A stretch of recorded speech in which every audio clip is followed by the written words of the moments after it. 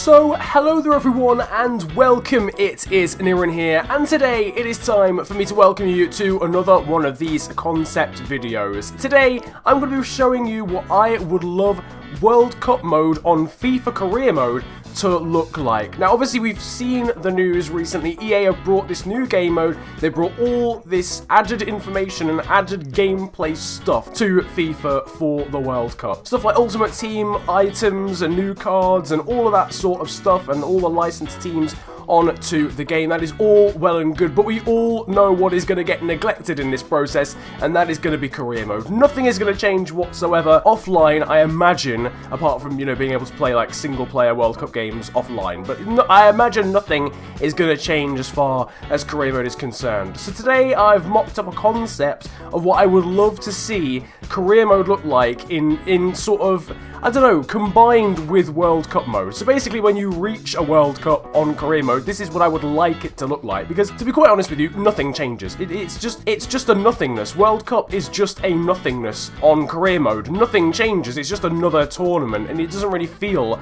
like an actual World Cup. So if you enjoy the concept, so if you enjoy the video, slap a like on it, subscribe if you are new to the channel, but let's get into proceedings. You can see the general layout of this one and what it's like on just the play screen. You can see there's bits at the top there, the tactics, which is obviously where you'll decide, the personnel playing in matches, selection, which is to do, obviously, with actually picking the side. So obviously when you're an international manager on FIFA, which is again, another feature that's been very neglected recently, and this would be a way of revitalizing that, you can actually just scroll across to that and pick in depth the players based on search results and all that sort of stuff. I'll get onto that in a moment because I did a mock thing for that as well. You can also see some other cool little features as well. Obviously we've got the play match there, sim match, this is a version of England, they're about to play Panama. We've got the Spotify down there as well. How cool would it be to be able to actually play your own music on FIFA? As much as I like FIFA music and as much as it's synonymous with usually being quite good,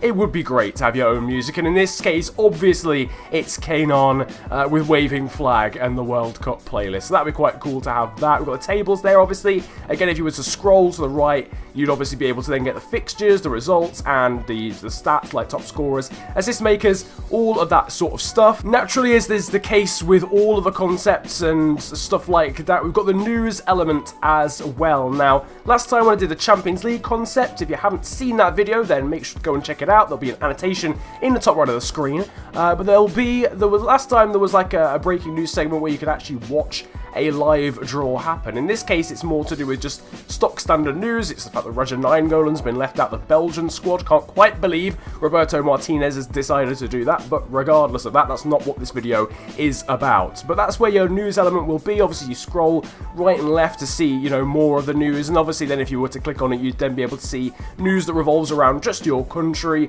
all the selections for all the nations, let's say, maybe the surprise elements like Nainggolan being left out, big players who've been left at home by their coaches, stuff like that. Obviously reviews, more in detail reviews and previews than you get on current FIFA of the games that are happening and all that sort of stuff as well. So that'd be really cool. And then down at the bottom right there where you can switch over to FUT if you want to. You can go over to Ultimate Team if you're done with career mode. If you're wanting to have a break from the World Cup on career mode, you can switch over to online and play over there. Obviously again, if you're unaware, there's a lot of content coming to Ultimate Team, including new cards. You can see that Antoine Griezmann card, that is his World Cup card.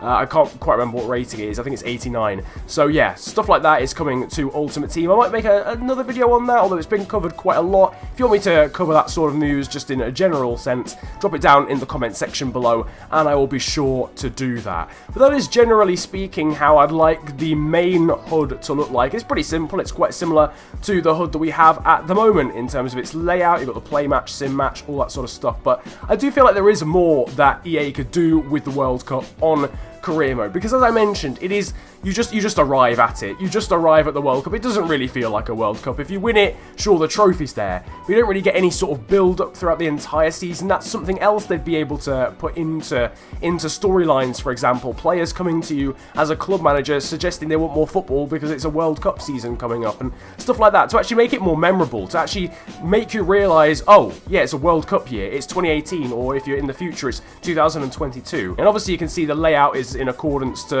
the Russian World Cup's like layout or design, if you like. It's a very complex design. It looks peng actually, but yeah, so it goes along with that. The font is obviously what they use as well for the World Cup too. Now, last time I did one of these concepts, I sort of only limited it to the main HUD. You didn't really see, or the main hub even, you didn't really see anything else, and I just sort of talked through that. So I thought, well, we might as well get a little bit more out of this, and now you can see in the background one of the other tabs. This is how I would envisage the selection tab to look. It seems like it might be a little bit basic, but actually it would be very, very efficient in comparison to the selection process that the game has already. And you can use filters to actually take a look at who is performing best, who has done the best, who has the highest overall out of your specific options. Because obviously, you know, when you're naming a 28-man preliminary squad or a 23-man finished, you know, completely done squad for a World Cup, you need to know who the best players are. And at the moment, you literally just search for everybody, I think, and then everybody comes up. You can base it off position, but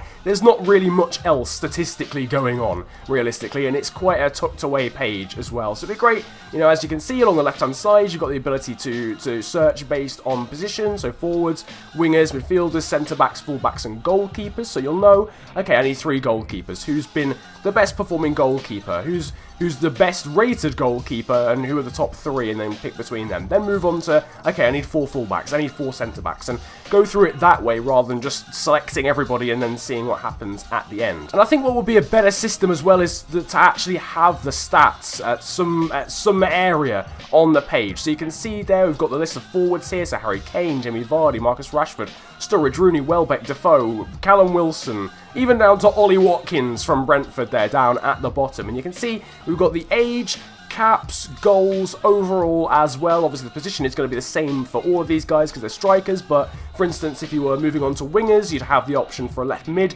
left winger, or right winger. So if you're thinking of a slightly more attacking winger, you know, in comparison to maybe somebody else, then you'd be able to, you know, judge it off position as well in that sense. But obviously they're all the same for the strikers. But yeah, age, caps, goals, and overall, pretty important information. And obviously you can see there's another segment down on the left hand side called advanced search. That would also hold all the stuff you can see on the screen. So if you wanted an experienced player, for example, you had one spare slot and you wanted someone for a little bit more experience in the changing rooms, then you could obviously maybe, I don't know, filter that so only people with 75 or 80 caps or above can be picked or shown on the screen. Doesn't matter what position, for example. Or you can change the position as well. Or you can base it on form. You can base it on the amount of goals they've scored this season, clean sheets they've kept, yellow cards, red cards, discipline, all that sort of stuff. If you're looking for a good midfielder, maybe passing accuracy, all that sort of stuff as well, completed passes, assists, all that sort of statistical data if you really want to go that far in depth. Because quite often when I was doing international management on this game, I find myself wanting to pick players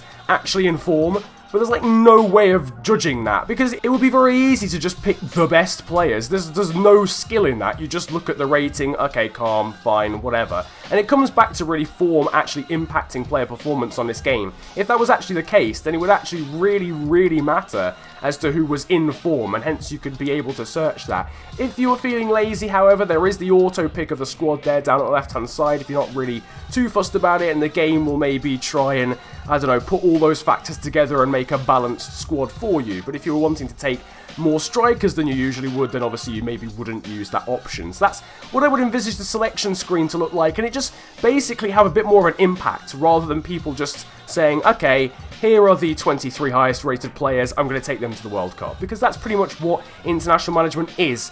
And all of this combined, I feel, would actually make international management a little bit more of an attractive option in a career mode. Because I don't know about you, I literally don't use this feature at all in career mode. I'm not even talking about having the World Cup concept here at all. I'm talking international management generally speaking. And that's because all the tournaments are boring and don't really have any sort of wow factor to them. But I feel like this would at least increase that wow factor and get people actually interested in that side of the game mode. I think it's crying out for that realistically. Of course, on top of that, you could add different features on, as well that I haven't talked about. Maybe there'll be another tab for your youth setup. Maybe you want to be the under-21s coach as well of England, for example, or you have a bit of a role over that as well. You could do the selections for that, or pass on some words of wisdom to whoever the under-21s coach is, and just some different elements, for crying out loud, would be nice to international management. So I hope you like that concept and like some of the ideas that I was talking about. Whether it happens or not in the future, I don't know. I haven't heard anything about career mode changing particularly